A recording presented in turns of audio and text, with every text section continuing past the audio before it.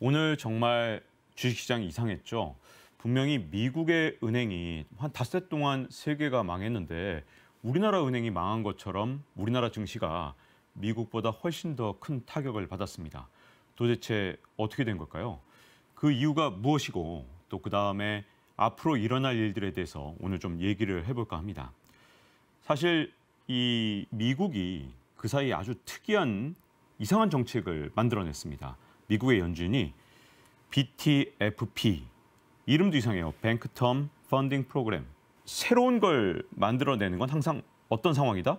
위기 상황이 오면 연준은 훨씬 더 빠르고 신속하게 새로운 아이디어를 통해서 신상품을 만들어냅니다. 이 방법을 통해서 사실은 자국 달러의 위기를 다른 나라로 지금 전가하려고 하고 있고요. 아시아 시장, 특히 우리나라 주가, 코스피 주가가 엄청난 타격을 받은 겁니다. 그렇기 때문에 이번 실리콘밸리 은행에 대해서 더욱더 자세히 알아야 되고 철저하게 대비를 할 필요가 있는데요. 근데 제가 어제 좀 깜짝 놀란 건 다른 분들 방송이나 이런 것도 좀 봤더니 뭐 증권 유튜브나 이런 데서는 이번 사태가 진짜 아무것도 아닌 것처럼 얘기하시는 분들이 정말 많더라고요. 과거에 은행이 망하거나 혹은 뭐 투자은행이나 헤지펀드가 망한 사례들을 설명하면서 그거랑 비교하는 경우가 있었는데 그건 이번 사태의 본질과는 제가 보기엔 전혀 관계가 없습니다. 왜냐하면 달러의 위기, 달러의 몰락만은 절대 그 무엇과도 바꿀 수 없기 때문에 미국이 진짜 모든 국력을 기울여서 지키려고 할 것이고 그 과정에서 다른 나라들이 타격을 먼저 받을 수도 있고요.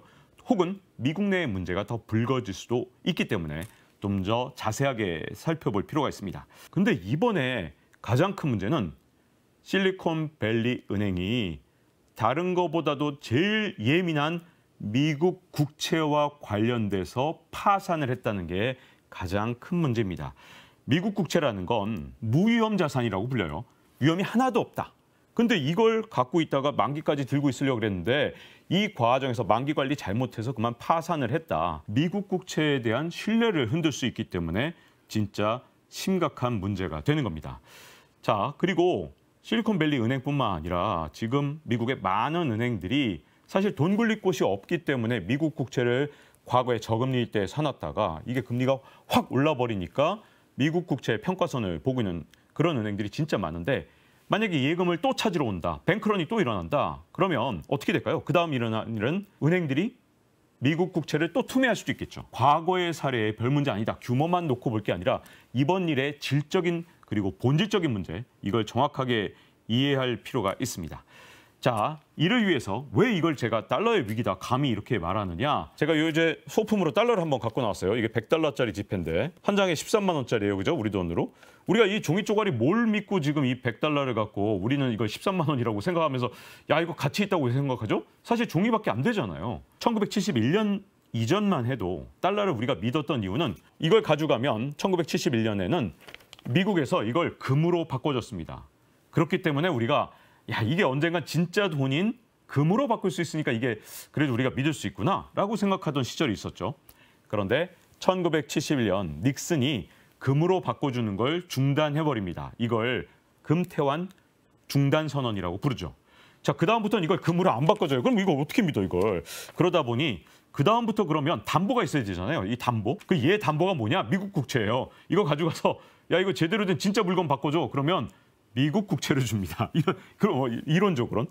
그래서 어떤 상황이냐면 연준이 어떻게 하냐면 미국 국채를 액면가로 사들이고 이걸 담보로 국채랑 1대1로 미국 달러를 발행하는 구조입니다. 금본위가 끝난 다음에 미국 국채를 담보로 찍는다니. 그러면 연준이 사들인 국채만큼 얼마든지 돈을 찍을 수 있는 거잖아요. 그러면 이거 진짜 믿을 수 있어요? 이거 진짜 더욱더 믿을 수가 없게 되잖아요. 여기까지 들으면 아니 미국 국채라니 그게 도대체 뭔데 믿고 있단 말이냐. 자, 근데 왜 여기서 믿을 수 있는 부분은 뭐냐? 미국이 초강대국이라는 겁니다. 그리고 미국의 국방력 정말 최고고 미국이 언젠간 그 국채를 미국 시민들이 세금을 내서 그걸 갚을 것이다. 즉 미국 경제에 대한 믿음 같은 게 여기에 들어있는 거죠. 그래서 설마 미국인들이 떼먹게 하겠어? 그리고 국채가 거래 안 되고 시장에서 막 버려지고 이런 일이 생기겠어. 언제나 국채는 사주겠지.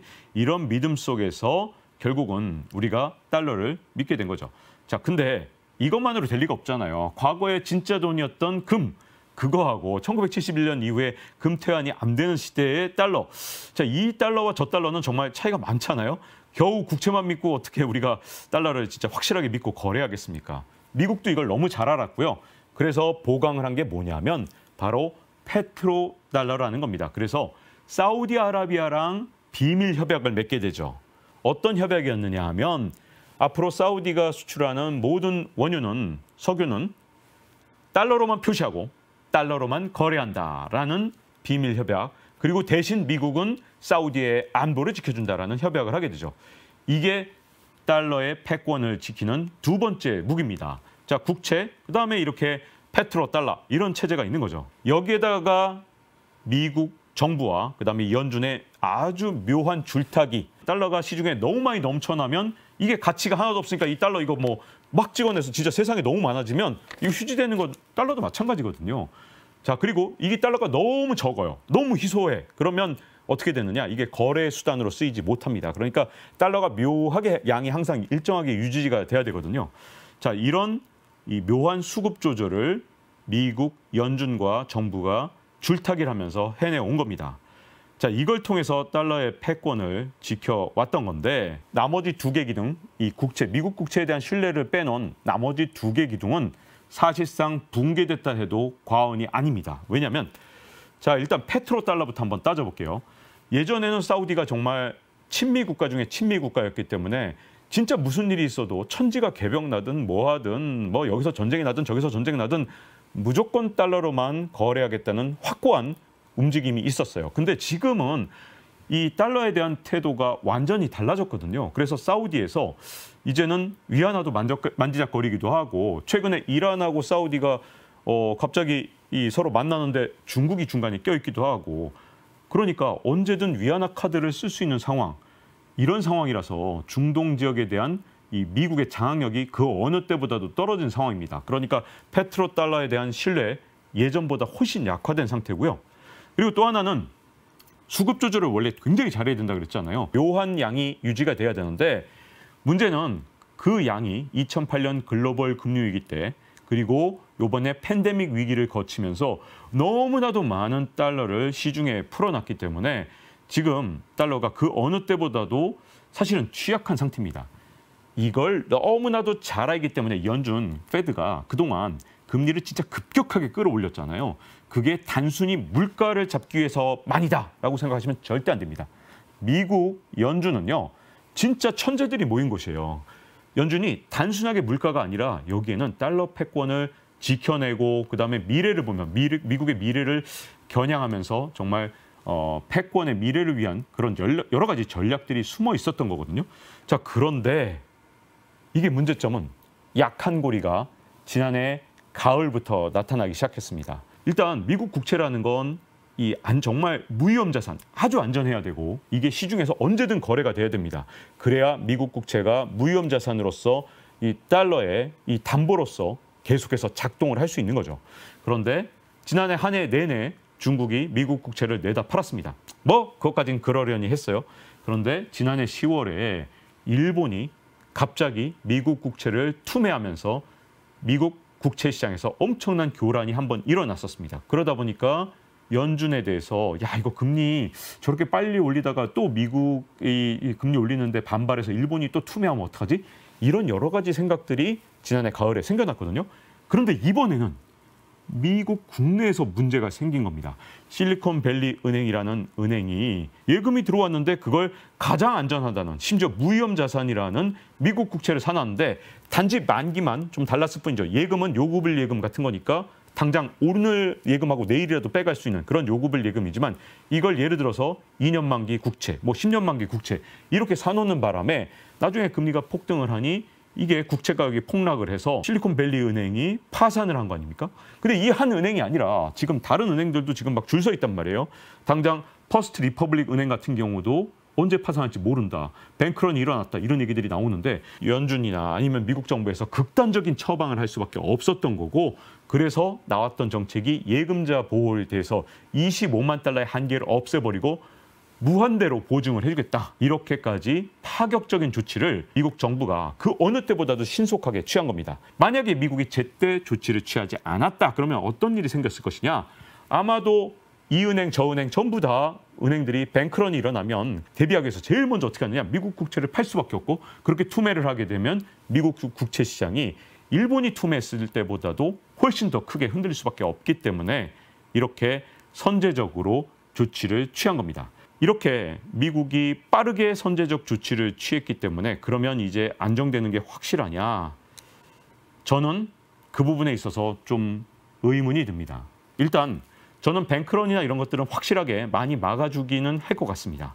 그리고 금융시장에서 여러 가지 측면에서 안정되는 측면 분명히 있겠죠. 하지만 달러 패권이라는 목표를 놓고 봤을 때 이 미국 국채 시장은 안정이 되기 때문에 그 부분은 나을지 모르지만 문제점은 뭐냐면 지금 연준 페드에서 지난해 그렇게 빨리 금리를 끌어올렸던 가장 큰 이유 중에 하나가 이대로 두면 달러 패권이 흔들릴까 봐 빨리 끌어올린 것도 굉장히 컸거든요.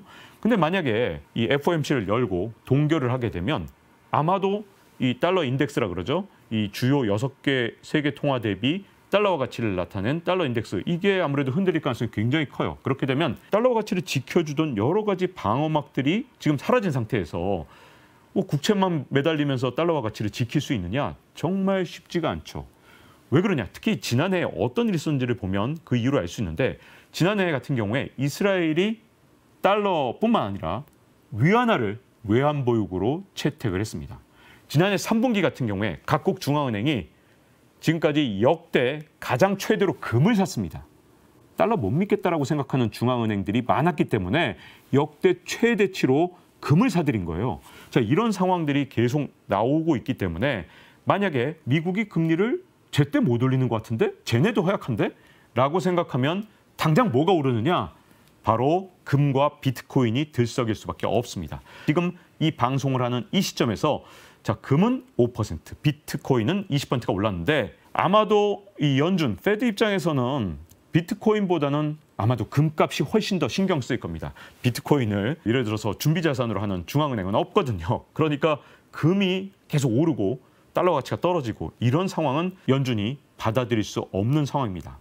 자, 달러 패권이 좀 줄어든다 하더라도 혹시 달러가 몰락을 한다 하더라도 지금 달러와 경쟁할 만한 통화는 없어요. 자, 그러다 보니 미국이 걱정하는 게 있다면 뭘까요? 바로 금값입니다. 그래서 금값이 튀어오를 때마다 진짜 온갖 이상한 조치를 통해서 금값이 올라가는 걸 막아왔거든요. 2020년 같은 경우에도 선물 시장에 3번이나 개입을 해서 온갖 방법으로 금값이 올라가지 않도록 조치를 취했습니다. 그런 조치들이 있었기 때문에 금값이 생각보다는 덜 올랐던 거지 정말 종이돈을 너무 많이 찍었기 때문에 사실 불안한 거죠. 자, 이런 상황에서 미국이 금리를 동결한다. 다시 보면 돈이 너무 많이 풀린 상태에서 페트로달러도 지금 뿌리채 흔들리는 것 같고 중국이 자꾸만 여기에 개입을 하고 있고 각국 중앙은행이 달러 외에 다른 통화나 아니면 금을 보유하는 비율도 지금 빠르게 늘어나는 상황이다. 자, 그러니 미국 입장에서는 지금 달러 패권에 대해서 불안감을 가질 수밖에 없죠. 물론 제가 지금 달러 패권이 바로 무너진다 이런 건 절대 아닙니다. 저는 달러 패권이 의외로 굉장히 공고하고 그리고 미국 사람들이 워낙 똑똑하기 때문에 이 사람들이 또 달러 패권을 지키기 위해서 온갖 조치를 해낼 것이라고 보기 때문에 쉽게 무너질 거라고 보지는 않습니다. 하지만 아무리 견고한 댐이라도 작은 흠이 나기 시작하면 거기서부터 점점 넓어지는 거거든요. 미국의 정부나 아니면 중앙은행은 그 부분을 굉장히 두려워하는 거고요. 이제 중요한 건 이런 거잖아요. 다른 은행들도 지금 실리콘밸리 은행처럼 돈을 빌려줄 데가 없다 보니까 미국 국채 왕창 사놓은 그런 은행들이 진짜 많습니다.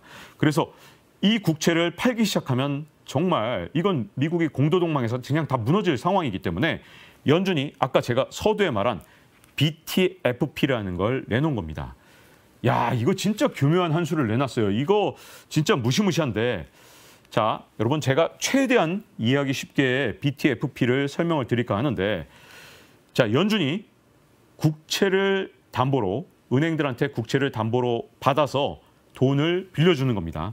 그런데 이게 액면가로 돈을 빌려주는 거예요. 그러니까 은행들 입장에선 지금 시가는 엄청 떨어졌죠. 제가 국채가 폭락했다 그랬잖아요. 근데 액면가로 돈을 빌려주는데 그러니 은행들 입장에선 손해볼 게 거의 없이 액면가로 연준에다가 국채 맡겨놓고 돈을 빌려올 수 있습니다.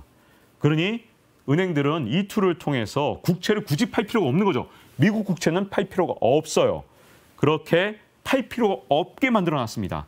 하지만 미국 시장에서 신용경색과 이런 공포감은 이미 실리콘밸리 은행뿐만 아니라 지금 이 은행이 3개나 연달아 파산을 했고 지금 다른 은행들 지금 난리예요. 크레딧 스위스 은행 망한다는 둥, 뭐 지금 이 은행 망한다, 저 은행 망한다. 지금 온갖 소문들이 지금 금융계에 돌고 있습니다. 그러니까 가면서 내 국채 갖고 있는 건 연준이 이게 담보로 돈 빌려준다 그러니까 그래도 내가 현금이 좀 필요하겠지?